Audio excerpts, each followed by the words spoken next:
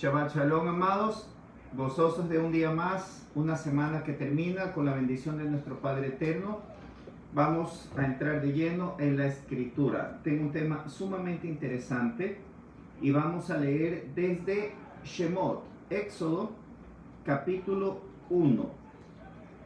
Algunas personas comentan, preguntan por qué razón es que mencionamos algunas palabras en hebreo y no en español. Y ya he dado yo explicación al respecto, especialmente con relación a los libros de la Torá. Es muy importante porque el nombre de cada libro esconde el plan, el propósito, un mensaje de nuestro Padre hacia nosotros. Si ese mensaje está codificado, la pista para encontrar, interpretar correctamente ese libro está en el nombre y nosotros le cambiamos el nombre a uno griego, romano, obviamente vamos a perder algunas cosas, como lo van a poder verificar después de esta enseñanza. Entonces, vamos a Shemot, que significa nombres, en el libro conocido como Éxodo, capítulo 1. Vamos a leer los primeros 5 versículos. Estos son los nombres de los hijos de Israel que entraron en Egipto con Jacob. Cada uno entró con su familia. Rubén, Simeón, Leví, Judá, Isaacar, Zabulón, Benjamín, Dan, Neftalí, Gad y Aser. Todas las personas que le nacieron a Jacob fueron 70 y José estaba en Egipto. Entonces aquí están mencionados 12 hijos de Israel, de Jacob, pero lo importante, lo que vamos a centrarnos en esta enseñanza es en esa frase que dice: todas las personas que le nacieron a Jacob fueron 70. Es decir, que contando con sus hijos, nietos, bisnietos, todos los parientes, todos los que surgen de Jacob, de Israel, son 70 personas. Eso es impresionante, que sea un número redondo y simbólico. Entonces, vamos a ir también a el libro de Bereshit, capítulo 10, verso 32. Que ya sabemos que Bereshit significa en el principio y es Génesis. Entonces, Bereshit, capítulo 10, nos muestra lo que para unanimidad prácticamente de los teólogos y de los estudiosos de la Biblia, reconocen que las naciones de la tierra originalmente, los idiomas son 70. Luego pues salen muchos dialectos que son variaciones de un lenguaje, de un idioma. Pero según lo que han estudiado, todo esto de la parte de la antropología y las migraciones antiguas y todo lo demás, coinciden en que ese número 70 es muy realista.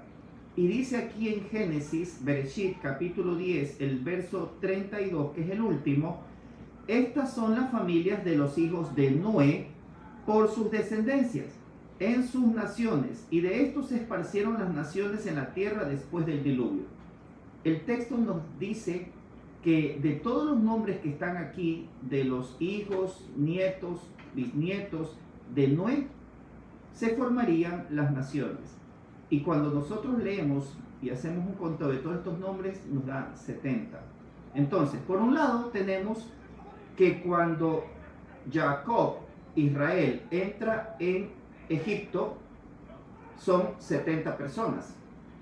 Y resulta que cuando Noé tiene a sus hijos, nietos, bisnietos, el texto nos dice que en la genealogía, en la tabla de las naciones, se forman de una base de 70 personas, descendientes directos de Noé. Y ya sabemos que eso no puede ser una coincidencia. Vamos a seguir en el texto de Shemot, en el capítulo 1. Porque estas 70 personas que entran a vivir en Egipto, nosotros sabemos que pasan alrededor de 430 años cuando ya llegamos a la época en donde es revelado, se manifiesta Moshe y Aarón, en el tiempo en que ya en los planes del Eterno estaba sacarlos de Egipto para llevarlos hasta la tierra prometida y todo lo que ya conocemos. Lo interesante es que el libro se nos da a nosotros a conocer, y mundialmente, ¿no verdad? Todos lo reconocen este libro como Éxodo. Y la propia palabra todos la entendemos, ¿no? Éxodo significa salida. Entonces, ¿cuál sería bajo este nombre el propósito, el mensaje de este libro?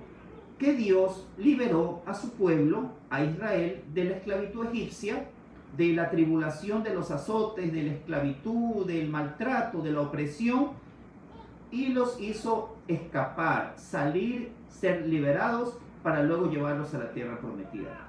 Y eso claro que es verdad, pero no es lo básico, no es lo principal, y lo voy a demostrar hoy, tanto así que si ese fuera el deseo de Elohim, nos hubiera dado este libro como Éxodo, que ni siquiera sé cómo se dice en hebreo, pero no, el libro originalmente al Padre le plació que Moshe le pusiera por nombre Shemot, que significa nombres.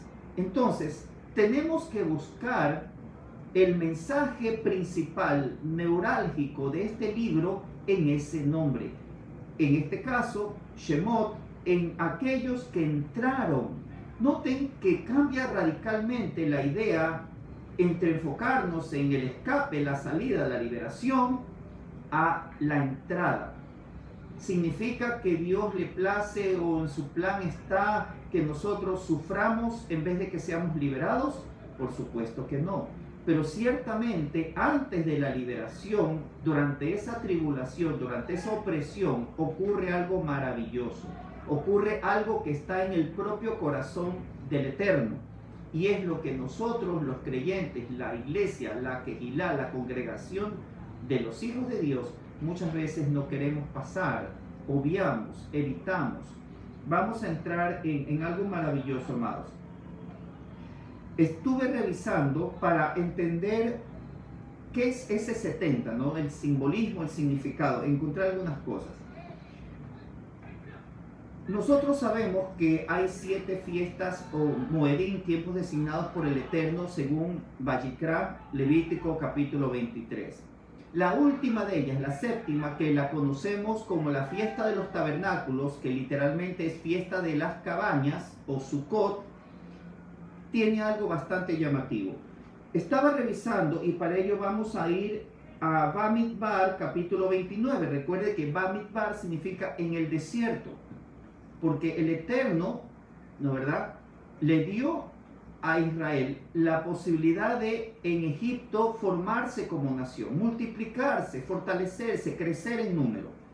Y luego ese pueblo es llevado al desierto.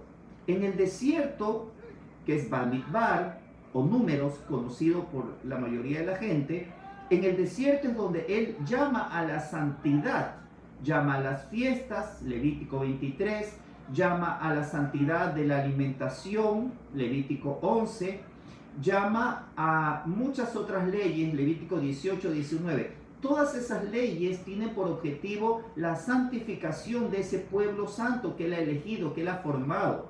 Por eso es que Levítico no son leyes y punto, sino que es el llamado, Vayikra, y llamó. Él llamó a su pueblo a la santidad. Eso es lo que encontramos en el libro del Levítico. ¿Y para qué lo lleva al desierto? ¿Para qué lo llama a la santidad?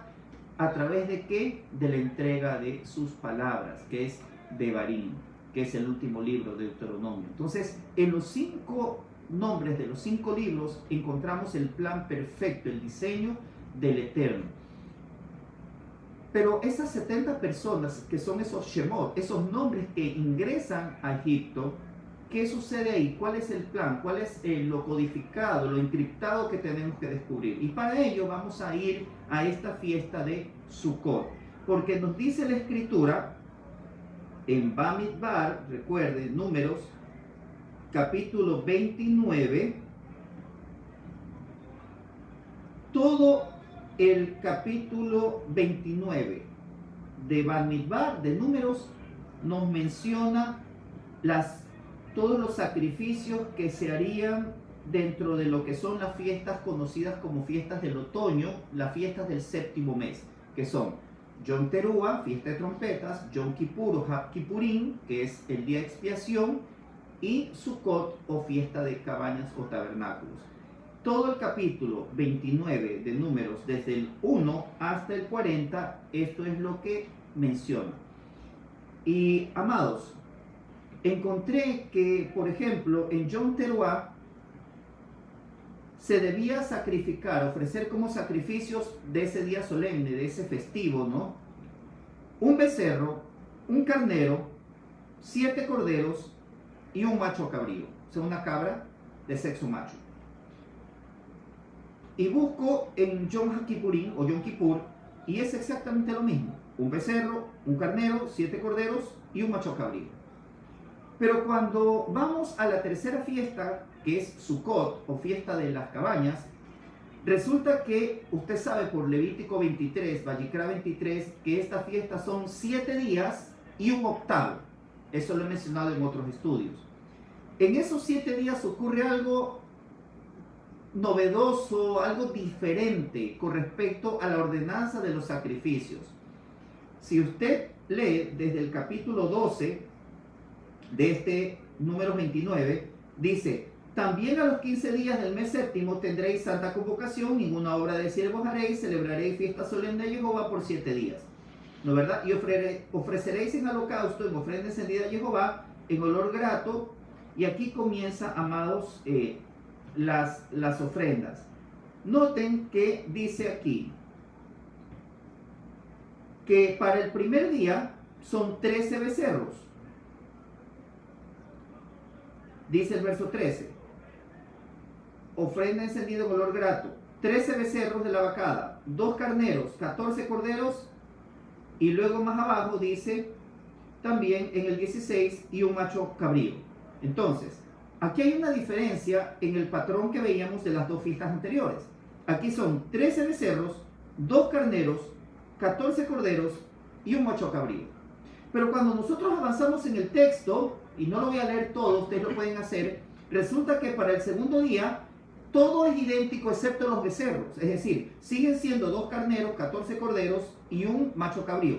Pero los becerros van bajando. Es decir, el segundo día son 12, el tercer día son 11, el cuarto día son 10, el quinto son 9 becerros, el sexto son 8 becerros y el séptimo día son 7 becerros. Y luego cuando vamos al octavo día, que cuando leemos Levítico 23, nos damos cuenta de que son 7 días de fiesta, pero un octavo que es como que es parte de la fiesta, pero es adicional, es aparte.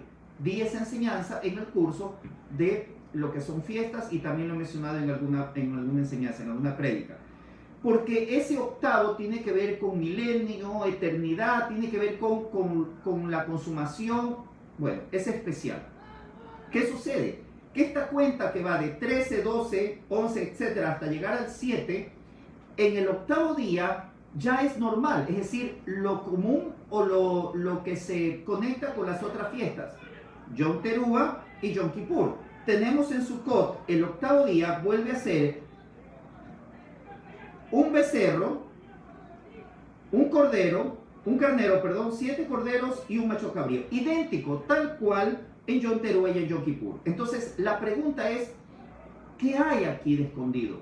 ¿Cuál es el simbolismo de esos becerros que van disminuyendo desde el 13 hasta el 7? Y hice una tabla y sumé 13 más 12 más 11 más 10 más 9 más 8 más 7, haga el ejercicio, suman 70. Entonces es sorprendente porque aquí hay algo, se nos está dando un mensaje para las naciones. Recordemos lo que hemos leído. Tanto el pueblo de Israel, el Israel, surge de una base de 70, como las demás naciones del mundo tienen una base y los descendientes de Noé de 70. Entonces ese número tiene que ver con naciones, con pueblo, con descendencia, con algún propósito en cuanto a esto profético.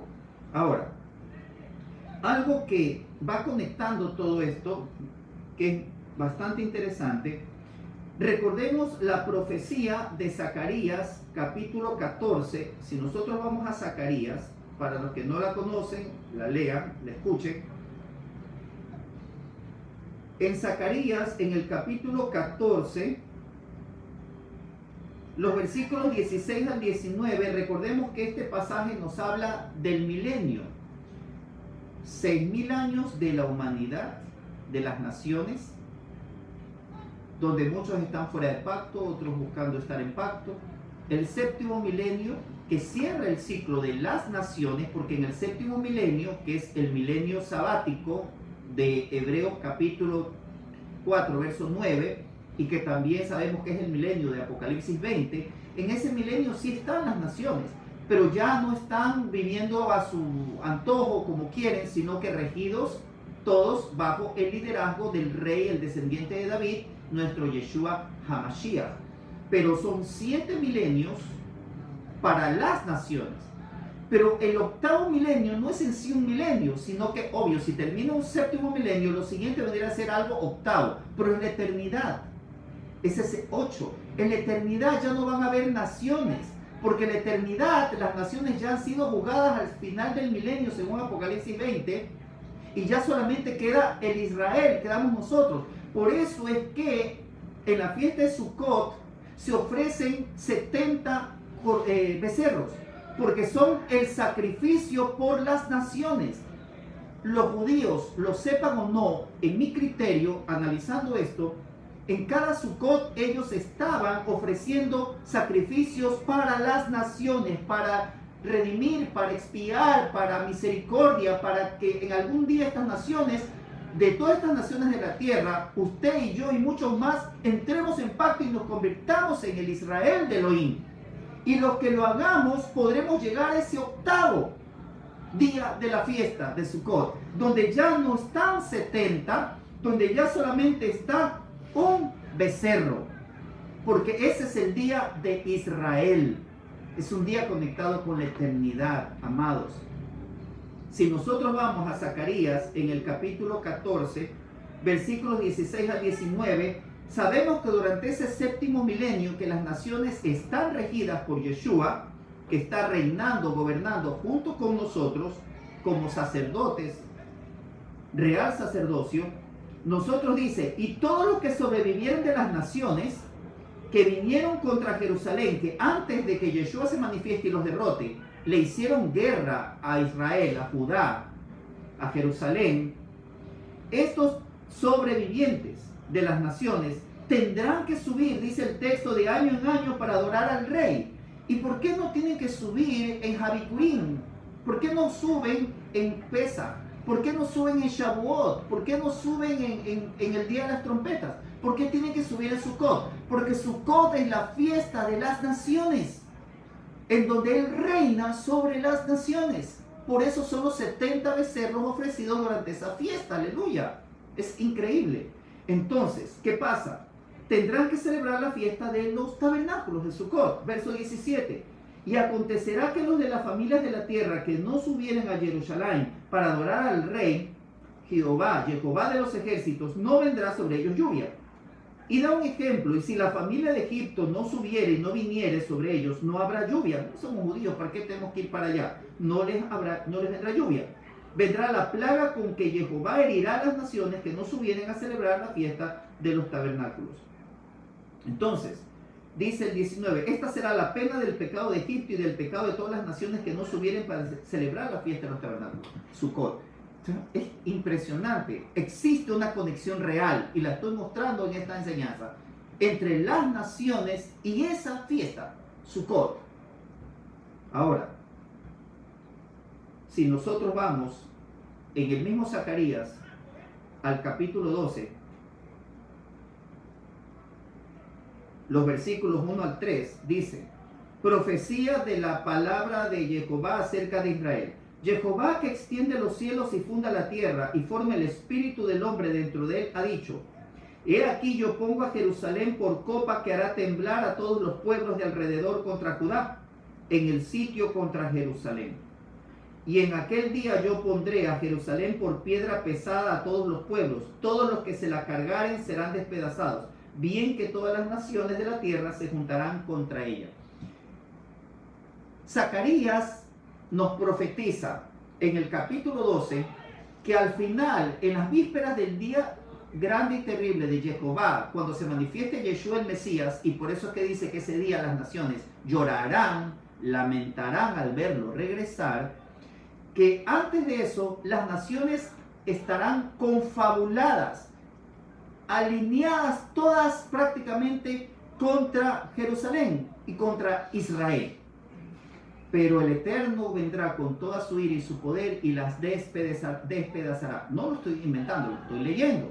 Y luego de eso y del juicio y de la coronación del rey, del Melech Balahim, del rey de reyes, entonces vendría el milenio, donde esas naciones tendrían que ser regidas y tendrían que honrar al rey en el trono de Jerusalén durante esos 1000 años, todas las naciones. Y luego el octavo milenio. Ven la conexión de todo. Ahora, encontré algo impresionante relacionado con esta profecía de Zacarías de que las naciones se levantarían contra Judá y contra Jerusalén. Encontré un artículo del 15 de enero del 2017, amados, hace 5 años, de una reunión que fue convocada en París. Y voy a leer algunos pedacitos. Esto lo afirma con motivo de la reunión de 70 países. Amados, estuvieron convocados y asistieron 70 países. Dígame si no va a ser profético a la luz de lo que estamos estudiando, de que el Consejo de Seguridad de las Naciones Unidas hizo una resolución, la 2334, con 70 países para tomar una decisión respecto al Estado de Israel.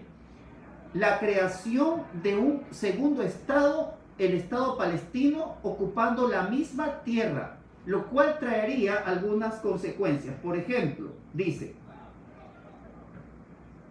convocada hoy en París a raíz de la reciente resolución, etcétera, declarando que las viviendas judías en Judea, Samaria y Jerusalén Este son ilegales. El resultado de la conferencia de París parece seguro: una solución de 2 estados. Para Israel significaría renunciar a los territorios conquistados en la Guerra de los 6 días de 1967 y posteriormente la creación de un estado palestino.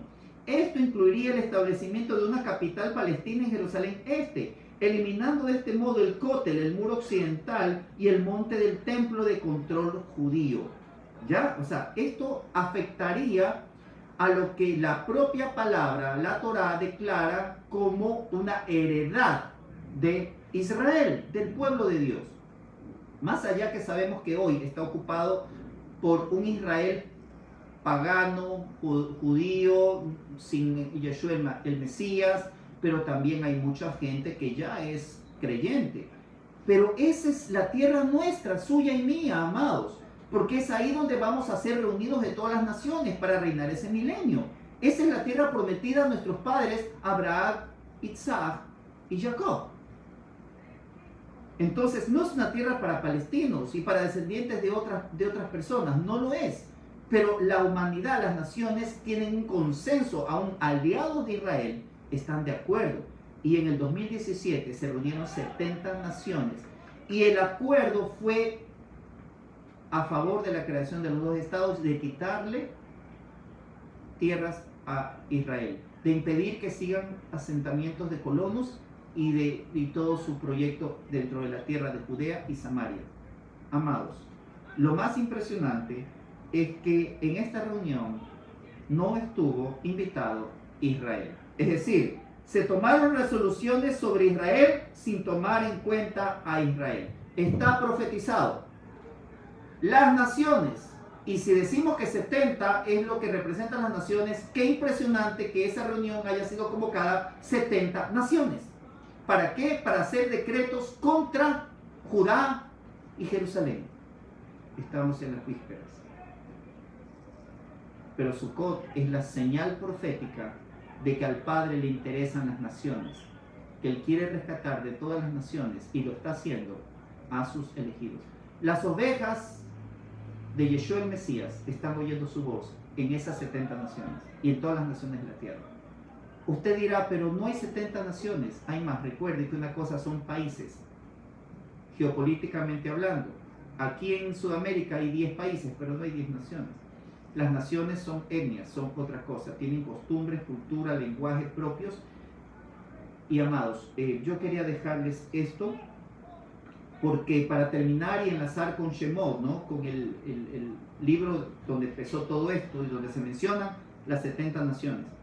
¿Por qué es tan importante entender el propósito, el plan? Porque esos 70 que ingresan en Egipto son hijos de Jacob, son 100% en raza israelitas. Pero ellos, al entrar en Egipto, simbólicamente nos están representando a usted y a mí. Porque después de la simiente de ese Israel, de la tribu de Judá, Yeshua el Mesías, entramos usted y yo a convertirnos en descendientes de Abraham también y ser el Israel de Dios. Entonces, aquí el Padre nos muestra cómo entran en Egipto. ¿Y por qué es importante más que la salida, la entrada? Porque es con esa entrada donde está la clave de los 70 para entender lo que estamos explicando. Y porque además los versículos 11 y 12 son claves para entender el plan de Elohim. Dice, en aquel día, estamos en Shemot, capítulo 1, versos 11 y 12. Ya, dice, entonces pusieron sobre ellos comisarios de tributos. Está hablando, pasan muchos años y ya aparece un faraón que es enemigo de Israel, ¿no? Ya la antesala de la manifestación del libertador Moisés, dice que los molestasen con sus cargas y hicieron construir a los hebreos para faraón las ciudades de almacenaje, Pitón y Ramsés. Pero este versículo 12, amados, reflexionémoslo, es la clave. Pero cuanto más los oprimían, tanto más se multiplicaban y crecían. De manera que los egipcios temían a los hijos de Israel. Es natural, es normal que no querramos el sufrimiento. Pero fue en la opresión, en la esclavitud, en el sufrimiento egipcio, donde Dios formó y fortaleció a su nación.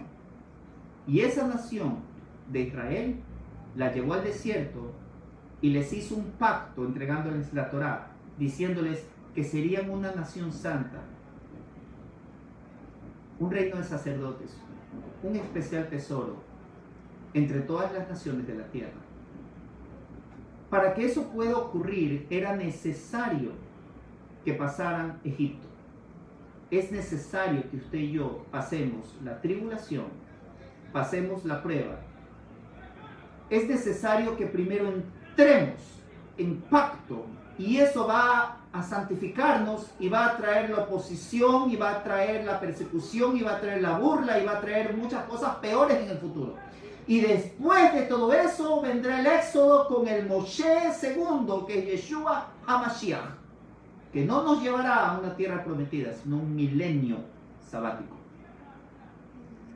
Amados, la clave aquí está en cómo el Eterno, como alfarero, forma su pueblo. Y fue durante este tiempo, después de la entrada de estos nombres, de estos Shemot, que Él formó su pueblo y su nación. Claro que después es importante que sea liberada esa nación para entrar en pacto y todo lo demás. Espero que esta explicación se me hizo bastante complejo unir los cabos, las citas, encontrar y no creo que haya descubierto todo del 70, de las naciones y de esto. Es una fuente inagotable de sabiduría, es una maravilla. Por algo decía David, enséñame, muéstrame las maravillas de tu ley. Esa es la Torá. En el cierre de este Shabbat estaremos viendo desde otro de los libros, de Vayikra, complementando esto para sacar quizás uno, no el único, pero un importante propósito, plan de nuestro Padre Eterno para nosotros a través de estos 5 libros maravillosos. La Torá, las instrucciones. Que Jehová les bendiga y les guarde, haga resplandecer su rostro sobre ustedes, les conceda shalom. Padre, gracias. Afirma esta enseñanza en nuestros corazones. Permítenos mirar en los acontecimientos del mundo las señales proféticas que se van cumpliendo y que van preparando el regreso, la venida gloriosa, poderosa de nuestro Mashiach Yeshua, tu Hijo. Padre amado, es maravilloso saber que en esas fiestas tú estás pensando en todas las naciones de la tierra.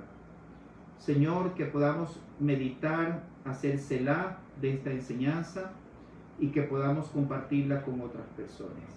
En Yeshua oramos, te damos gracias. Amados, disfruten su Shabbat. Shalom.